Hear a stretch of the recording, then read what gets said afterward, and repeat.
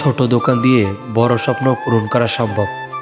বেশিরভাগ মানুষ বলবে না, কিন্তু যদি বলি সত্যিকারের পরিশ্রম আর সঠিক পরিকল্পনা থাকলে ছোট দোকান থেকেও বড় সফলতা পাওয়া সম্ভব।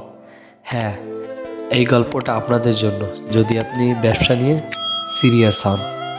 একটা সময় ছিল যখন ছোট দোকান মানেই সীমাবদ্ধতা, পুঁজি কম, কাস্টমার কম, পরিচিত নেই, কিন্তু সফল হতে হলে এগুলো অজুহাত নয়, চ্যালেঞ্জিং।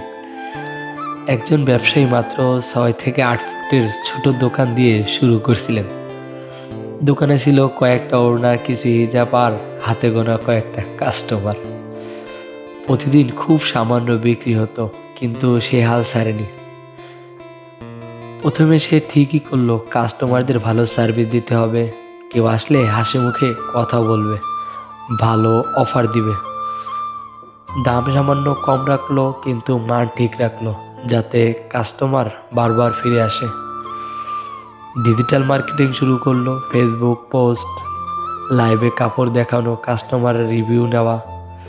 প্রথম কয়েক মাস সারা কম ছিল, কিন্তু সে ধৈর্য ধরলো। 1 বছর পর কি হলো?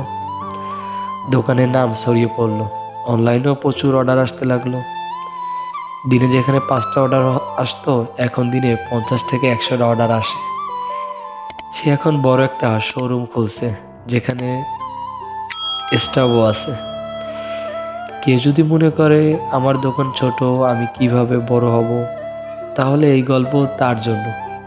সফলতা রাতারাতি আসে না, সময় লাগে, কিন্তু ধৈর্য, পরিশ্রম আর সঠিক পরিকল্পনা থাকলে ছোট দোকানও একদিন বড় ব্র্যান্ড হয়ে উঠতে পারে।